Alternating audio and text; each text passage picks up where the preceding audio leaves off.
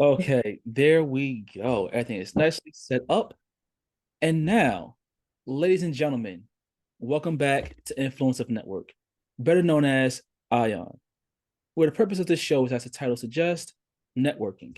Because in this life, your network is the key to your influence. And I want to be able to provide people with the keys of opportunity so they can open those doors. So, with that being said, let's sit back, relax, and listen to the guest. Today, I have the pleasure of interviewing one Dr. LaFonda Beneby. So, Doctor, how are you doing today? I'm good. How about yourself? I'm doing well. Woke up to snow outside. I did not know it was supposed to snow. Wow. Yeah, I woke up, went to the bathroom, and I looked. I said, "What is going on? What's all?" It's like, okay, guess I gotta go shovel and clean the cars off. Can't say I understand what you're going through. I'm Florida born and raised. So. Okay, well, yeah. Oh. Yeah, it's that random Jersey weather. Oh, Jersey. Yeah, but it was good fresh air. Good fresh air. So there's a benefit there. It's a good benefit. That's cool. So what I like to do with the interviews is I like to start off and have the guests tell me a little bit about themselves so that me and the audience could have a little bit better understanding of who we're hearing from. Okay. Well, I am a pediatric physical therapist that works full-time in the school system. I also am the CEO of my home health business, Therapy in Motion, that I work after school. I am the tech founder of a new app and web-based platform called Kidz-N-Motion. As I mentioned before, I was born and raised in Miami, Florida. My parents were teenage parents, so obviously they were separated by family when my mom was determined to have been pregnant. So my dad was in New York most of my life, and he still is. I was raised by my single mom in Miami. Both of them struggled a bit with addiction. So my extended family played a large role in my life, with the key figure being my grandmother, and major influence in my life, Lillian Russell. So they they had a large impact on how much I drove myself to do whatever it is that I wanted to do and to be at my best. Because my grandmother's words, and I will quote her, I will be content to have my head turn cold as long as I know that you're able to take care of yourself, which was a bit of a quandary for me. Because I certainly wanted to prove to her that I could take care of myself, but I never wanted her to leave. But I Gotcha. knew the challenge was to pursue excellence and to be great at whatever it is that I wanted to do. So I'm the only one of my grandmother's lineage to graduate college. And that simply means that my journey in life, including my struggles with infertility, my work, it's just all led me to my purpose of what I do today as working with children. Okay. That is quite a lot there. That is quite a lot. And I gave you the Clef Note versions. Wow. Okay. Yeah, because when I looked at your resume with LinkedIn, I was like, yo, this is a lot of in the same field. And something that I've noticed, like with a lot of previous interviews, a lot of people, if you check their resumes, like, oh, I've been in this field, that field. Then others are like, no, I've been in this the whole time. This has been my focus. And I was like, okay, she went here, got her degree, went here, got a degree. And I was curious because I was like, is she from Georgia or Florida? Because I see the school back and forth, and I was curious which one it was. But was was this always a field for you, the medical field, or was it something else that was calling to you? To be honest with you, it started out obviously in high school with me thinking that I was going to go into accounting. And so I graduated from high school after doing a college tour. I went to Atlanta, Okay. fell in love with the Atlanta University Center, specifically Clark Atlanta University. So that was the only college that I applied for, got accepted. And not long after graduation, I started looking into healthcare professions. Even though I thought I wanted to go into accounting, that's why I chose a liberal arts college. Once I started to do some research into a medical profession, I decided, maybe I'll do physical therapy first and then go back to school and be a pediatrician. Lofty Oh, goal at 18. So But so that means that I left South Florida and my 5-year relationship with my then boyfriend to go to Georgia and attend Clark Atlanta University. It was a difficult task. It was a difficult task, obviously, because of the relationship and you're young. But it was a necessary one to do exactly what my grandmother wanted to see, was for me to be independent and on my own. So I lived in Atlanta for 2 years, and that was a long distance relationship, a little bit rocky at times. But after 2 years, he proposed. So I returned back to Florida, got accepted into FIU. And it was a necessary thing because at Clark, they did not have a physical therapy program. Okay. I would have had to transfer to Georgia State anyway. And considering I was a Florida resident, it made more sense to come back home in addition to the proposal, and get Florida State funds since I'm a resident of Florida. So I did get accepted into Florida International, but I had to meet with the advisor of the physical therapy department because that's a separate admission. Um, yeah, so I ended up meeting with a young lady by the name of Colleen Rose St. Prix. I will never forget her, and I still love her to this day. But she was very disappointed in my application. She said she knew more minorities that were more competitive than I was. Wow. Well, right. And so she said, why don't you look into the physical therapy assistant program at Miami-Dade Community College? So, Sean, needless to say, I left that meeting a little deflated, but never deterred by a challenge. So I applied anyway to the PT department in 1994. And I'll never forget, I was still living on campus at the time. I had to call my grandmother to see, Mom, did you get any mail from me from FIU? And it was 10 o'clock at night. And she said, oh, yeah, I think something came from FIU. I got in my car. I drove at 10 o'clock at night to go and get that letter, woke up the entire house when I read and found out that I got accepted. Pretty cool thing about that is the fact that there was over 600 applicants that year, and they only accepted 66. So Wow. yeah, the PT program is pretty competitive. It remains that way to this day, which is the reason why our program has transitioned from bachelor's to master's to now being a doctorate level program, entry level doctorate. So there are no more bachelors, no more masters. You can only get a doctorate in physical therapy. So I Wow. graduated in 97 with my first degree. And thank God my grandmother was alive to see me walk across the stage. Unfortunately, when I completed my doctorate, I went back in 2009 Mhm. and completed in 2011. Unfortunately, she wasn't there to witness that. But yes, healthcare has always been my mainstay. I had a glitch where I thought I wanted to do accounting. Okay. Okay. That's like a big difference right there too, the shift. But it's like Mhm. you clearly made the right call. I did. I did. I did. Okay. So tell me, what was the motivation for creating your company, let alone the branch off to Kidz-N-Motion? I decided to create my company to diversify and to kind of add and supplement my income because obviously school-based therapy doesn't pay a whole lot. But I also like the fact that I could create my own schedule. And so I wanted to see kids privately in their own home, which is why I created Therapy in Motion. But the catalyst for Kidz-N-Motion was COVID-19.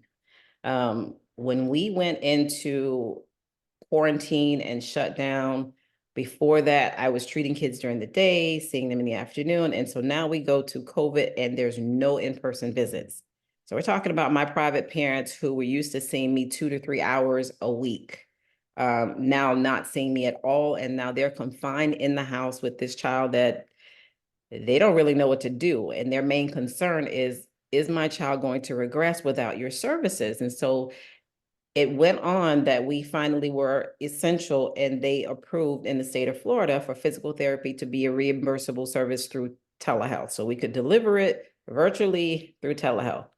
It's not a usual tool for us because physical therapy is a hands-on intervention. It's kind of Mhm. difficult for me to even process and rationalize. There are other disciplines like occupational therapy and speech therapy that were using it before COVID, but for them to authorize for us to use it was a new arena for us. And so basically what I was doing in front of the camera, I had to, demonstrate my positioning and use the parents' hands on how to work with their child. And At the end of those sessions, I was fatigued. The parents were fatigued because this is the first time they're having to actually be that hands-on with their kids. And so you can only imagine they were just kind of exhausted. So the challenge was trying to keep kids focused on the screen to do what Mhm. it was that I was initiating for them to do. And the same time, teach a parent how to do it was a bit of a struggle because the tools that we needed to do that, what was going to keep a child engaged, were limited on the internet. So that is the catalyst and the reason why I created Kidz-N-Motion. Okay. I can imagine a lot of parents really was almost like a shock because one, if your job wasn't essential, then you're in the house. Then if you have more than one child, it's like, okay, well, okay, I have to watch her. You go to class. Do not be late for that login on the computer. And it's just like it's a shock for a lot of people. I know one of my previous guests, Dr. Amir Bashidian, a chiropractor in Maryland, and he was like, looking at his wife, what are we going to do? Like, if we're not essential for our practice, what happens? What happens with the state, with the government, with our businesses? They said essential, and he was like, okay, we're good to go. We're good to go. And Yeah, it was a challenge because I can tell you, the kids' parents that I were working with, and a lot of times we have those kids that have disabilities, and they also have behavior issues on top of that. Mhm. And so when I got into a couple of sessions, I can tell you one of my spitfires, and I'm sure you if you followed any of my social media pages and read any of my parent reviews, she's listed on there, and but she's my heart though. Her mom was just like, does she do this while you're here? Like, how do you do? And so you realize that parents have a difficult time not only dealing with their child's disability, but just dealing with their child's behavior. And you having the part in their life, that support in that life, you don't realize how much you're important to them to help kind of help rear this child until Yep. you can't be there. And so Yeah. she was like, I said, yeah, she doesn't do it like she's doing you, but she has a certain level of let me bolt, let me get out. I'm over it. I'm done. I said, but I know how to work her back in. And she was like, when can you come back? Now, mind you, we're still locked down. She was tired after a couple sessions. She was just like done. And I'm not talking about the kid. I'm talking about the parents. So it's interesting, but it's good to feel like you're bringing value, you're bringing substance to a family, and you're actually helping.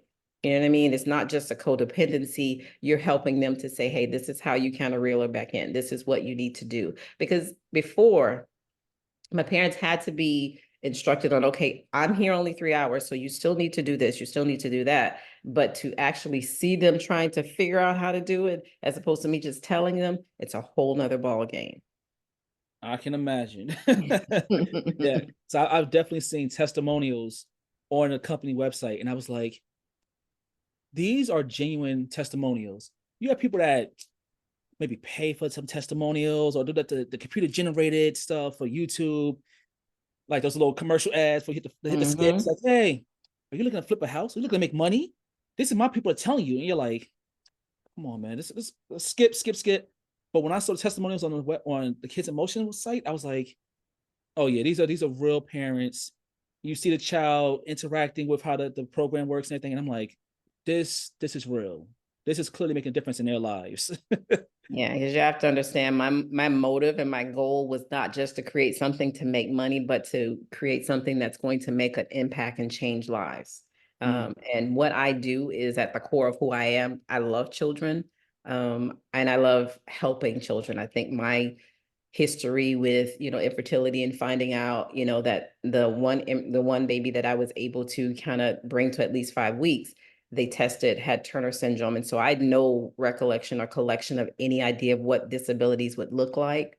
And so I have been prepared with that history to kind of give me a different level of empathy and compassion for these parents with children with disabilities. And so my heart goes out to them. Once they are my patients, those kids become my babies as if they're my very own. And the relationship with the parents is like I'm a part of the family. It becomes a lifelong friendship even after they're discharged. I feel like that's something that I feel a lot of people don't. From when I hear people talk about going to the doctors, it's like when you was a child, you felt that connection with your pediatrician, Yeah. But then as you got older, you went to like have okay, here's my primary physician through my health insurance Mhm. with the job. You don't feel that connection no more like that. It's just gone. It's just like No. uh I gotta take a sick day. I'm going to the doctor's, dentist, eye doctor all on the same day. I need to get this done the same day. You don't feel like that love anymore like that. No, it's changed. Healthcare has changed because it's kind of gone into a, a machine. You have to get so many patients in. I have a small population of kids, and so it's not a rush. I take my time because, like I said, those are my babies, and those families are like an extension of mine. Got you. Mm. Okay, so the way I even came across your company was through an interview I saw done at CES 2024 in Las Vegas.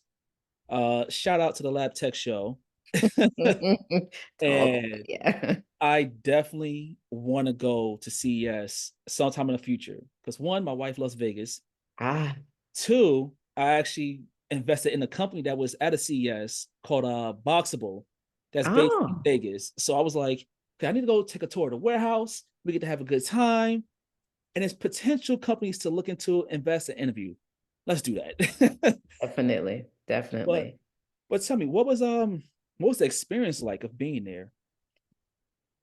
CES was an amazing experience. It was my first time as well. Mm, And so being a brand new tech founder to have something that was birthed during COVID and to now be debuted on a global stage was just surreal for me as a new tech founder. So I was in awe of, first of all, the environment and the people there and all of the different things, because I'd never heard of CES. And it was okay. a friend of mine who mentioned it to me as I'm trying to figure out how to market this app and do things. And he was just like, have you ever heard of CES? I'm like, no. It's like, here's a link. I want you to take a look and think about it. And I was just like, okay.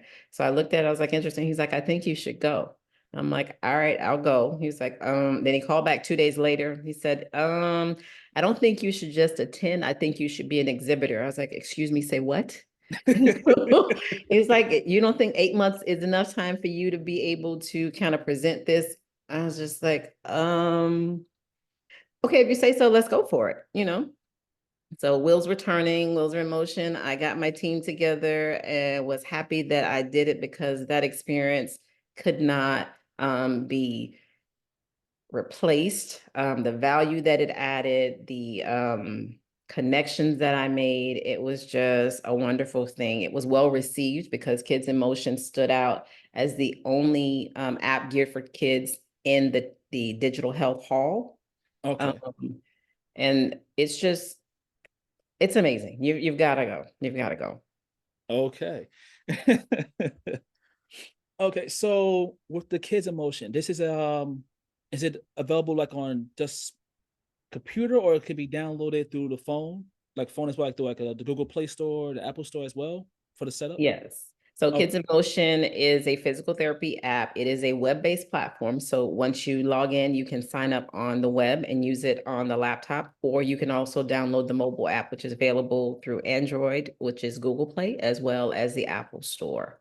Okay. Mhm. How does that how does the whole process work? Whether is it like something that has to be prescribed through like your child's pediatrician, like the physical therapist, or can the parent can just go right into it themselves and set that up, or how?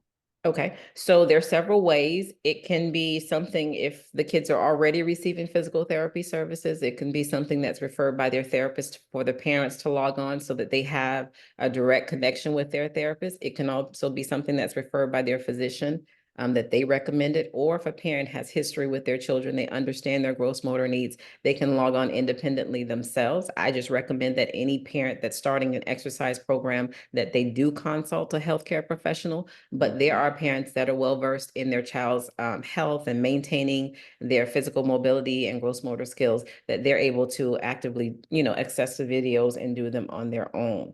And so basically what's going on with Kidz-N-Motion, so I give you a better detail as to what this app does. It is a physical therapy platform that works on gross motor skills, and it uses animated videos in a gamified way to keep kids engaged. Remember, I told you the issue with COVID, trying to keep kids engaged. And so what I did was I took my daughter's ambition, thinking she wanted to act. I said, well, let's test that. Here's what I need you to do. I want you to act out like 16 different gross motor activities. And what we're going to do is we're going to go to the studio and have you videotaped in the studio. So we took her videotapes of all those 16 videos, converted her image to animation, Hmm. had add music and graphic, and now you have something that kids will attend to and kind of follow. The other beautiful caveat about Kidz-N-Motion is for therapists, it's a tool that can be used to assess a baseline assessment because you can upload a video of a child performing an activity and document daily notes, also a status report, so that you have something that 6 months later, when you want to record this child again and say, okay, today she was doing it like this. And 6 months later, this is what it looks like when she does, let's say, jumping forward. So you have something that shows evidence-based practice, which is what our profession is big on. You're not just doing something to do it, you're doing something to show progress and a benefit. And so that's Gotcha. the caveat of Kidz-N-Motion. So parents also have a tool that your therapist can send you a home exercise videos that you can follow. You have 5 or 6 videos that your therapist will say, here's what your home exercise program is. And you have something specific that you can actually see. Instead of me just saying, do this, and this, you see it. Now, as soon as that parent gets that home exercise program, guess what? When they open it, my phone gets an alert. It was seen. So that's, I mean, it gives continuity of care, Hmm. connection with your therapist, evidence-based practice. It also gives you a sense of assessment for the therapist, and it gives the parent a sense of connection and being involved in their child's care directly. Wow. Mhm. Now that is like perfect, all angles covered right there. Like there is true accountability with that. I, Absolutely. I love that. I love that. Absolutely. Now, is this service available just in the US or is it for global as well? Like if I was in, say if I was in Thailand and I'm with the family for a month, would it still be linked up with the service as well? For right now, I think it's available in the US. Now, I can't honestly tell you if somebody out of the country would be able to access it. They should Okay. be able to because the World Wide Web is Hmm. international. Okay. But we have to look into translating it into different languages. And that is also one of the future Yes. considerations that we have to look at in terms of other future developments for Kidz-N-Motion. Hmm. We are looking to add video libraries for parents of infants who have to go through developmental milestones as well, because Kidz-N-Motion is primarily geared towards those older kids, let's say preschool and up. And so Hmm. there's a whole other population of infants that we also need to address. It's very important to address gross motor skills as the child comes into this world. Sometimes parents don't pay attention or they're not aware that their kid may be delayed. Now, the pediatrician is the first line of defense for that. But sometimes there are things that may slip by, and a therapist is mostly more acute and astute to that because that's what we focus on, gross motor skills developmental milestone. And so that's one of the upgrades. The other upgrades that we're looking to incorporate into our app is adding the geriatric component for them to also have something for those people who may not be able to get to therapy. That's the other beautiful thing about having an app like this, because there are rural and remote areas that don't have access to therapy. There's places that you Yeah. can't even get physical therapy. I can imagine. And so to be able to have something like this to access virtually and remote and then be able to connect with a local therapist is going to be a beautiful thing. So we plan to also have something where we'll list a database for therapists that are in your area. If you happen to scroll or come across our app and decide you want to download it, but you also decide you want to connect with a therapist and you don't have one, we hopefully want to start partnering with some therapists and add them into our community Hmm. to have that. We're also looking to add VR technology, the virtual Okay. reality headsets. Hmm. And one of the other things is because, like I said, pediatricians are the front runners for healthcare in terms of children. So we're looking to have ownership with the pediatric practice as well, and also franchise our brand by having a therapy houses around the cities and states and stuff like that. And so Our future is looking pretty bright. We also met a company at CES, which was quite phenomenal. They were debuting their therapeutic equipment there at CES, and they're based in Korea. Okay. Their goal or endeavor right now is that they want their equipment in the US, and they wanted to partner with us to see how they can work on getting it into the US. And what I liked about their equipment is that they had like exoskeletons that help with walking. And Oh, so I wanted to definitely get some of those over here into the state, but to bear that Kidz-N-Motion logo on it. gotcha, gotcha. Now that's a skeleton thing that's a big that's like a big improvement for a lot of people. It That is. the thought of that support system is like, yeah. Mm-hmm. Makes a big difference, especially if those, now I'm seeing it a lot more with the adults that are paralyzed. So Hmm. they're all rehabs. And so for our kids and our babies that are born with cerebral palsy, or there's certain syndromes where they have difficulties walking or delays in walking, those things would be very beneficial for them. Yes, most definitely. Mhm. Um, with the services that are provided, would this be is it like a monthly subscription or would be yearly setup? There's Or both. The option is a monthly, Mhm. if you want to try it out for a couple of months, and is also an option to do an annual subscription. Okay, okay, perfect, perfect. And is it a difference in price point between the parents versus a physical therapist? There is, because the database does not hold it doesn't hold your data, but it does give the therapist the opportunity to document paperwork and their assessments, but it gives them the opportunity to download it to their own system as opposed to in the actual app itself. So there's no data information from the patients in our actual device. It also is a reference for the parents. And so the price point for the parent is $25 monthly, and for the therapist, it's 30. We're looking to do promotions and sales coming up really soon. We're going to do some marketing to kind of promote the app as well, and kind of get some more promotional sales and deals going on out there for the app. Okay, okay. I mean, you've touched on the history, both yourself and the company, the services, plans for the future. Tell me, what was the what has been the most difficult aspect of getting this started? The most difficult aspect has been finding funding, because Hmm. obviously there's not much you can do in terms of advertising and marketing and getting materials or even getting the project started without funding. And again, I'm a physical therapist who works, full time for the school system, part time for myself. It was a lot of money just to have the thing built. And then you had to look into having staff to help you with this along the way. I had no clue how much any of this was going to cost me. And so when the tally started adding up, I was just like, gee, but I'm in the middle of the ocean. I've got to swim to the other side. So I've got to suck it up and just kind of figure it out how to get this done. And in walks, my partner, who's helping with trying to get the capital and put me in front of the right people to get connected. And so those things are difficult for me because I didn't realize it was going to be this hard, because this is launched over a year or so now. But to get eyes on it, I think it took more like this. It took CES for people to know who I was and that I was out there and that this even existed, because I did mention it to my department or the friends in my circle. But on a larger stage, it takes a lot to get that out there, which is what marketing does. Yeah, and I know I've always heard how hard it is for founders to just get the funding going, Yeah. let alone when they hit them with like, hey, it's a woman. Then it goes, hey, Yeah. well, it's a black woman. And it's like they always has like there's levels to it. Yeah. Or like, well, what industry are you in? Okay, let me see if this is gonna be a good, ROI on this. I don't Yes. know. So Yes. I can imagine I can Yes. imagine that was something that was difficult right there. Yes. How has it been maintaining a positive work culture for you?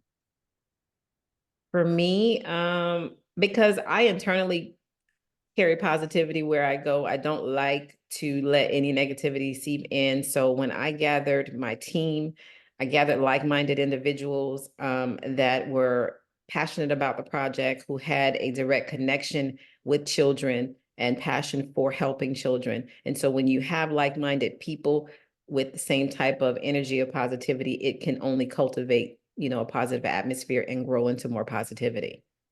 Gotcha. Mm, Gotcha. yeah. As far as because you have said you want to expand your networking right now, people for for physical increasements here. Is there anything else people should know about the company that's upcoming? Like maybe some more events you might be at to promote, any fundraisers, anything like that they should know about? Right now we're looking to make some more debuts, or at least be present at more tech conferences coming up. So I know my professional organization has just had our conference, and so I missed that one, focusing on CES. So the next one would be our APTA, which is American Physical Therapy Association. The conference is there. There's also the Black Tech conferences or any other conferences. I have to do more research on those to kind of get the information and the word out that, hey, I exist. This is what I'm doing. Take a look and see if there's something interesting here. Certainly, if you have children, there's something that you should pay attention to. Certainly, if you have children that have a disability, or children that are just sedentary. Children that are recovering from a surgery or going into surgery, that they may have to have rehabilitation. There's something you want to consider. Or if you have parents that just need some references and they've already had their children with disability with a therapist or whatever, those are the people you want to recommend that they take a look at it. Gotcha. Gotcha. Well, I have to say you have answered everything in good detail here. Cool. Um, I would say that's everything. This has been a wonderful interview. Awesome. Awesome. It was a pleasure talking to you. I appreciate the reach out to kind of get this information out there with me and share my story. Most definitely. I honestly hope this opens up a lot more doors for you, brings in some funding, potential Mm, partners. yes. But yeah, that is everything. Okay, cool. Oh, I want to say, as I always say, whether here on I.O.N or over on the Take Podcast, ladies and gentlemen, it has been a pleasure. Enjoy yourself, enjoy the day, and stay prosperous. Peace. Peace. Have a good one. You too. Bye. Bye.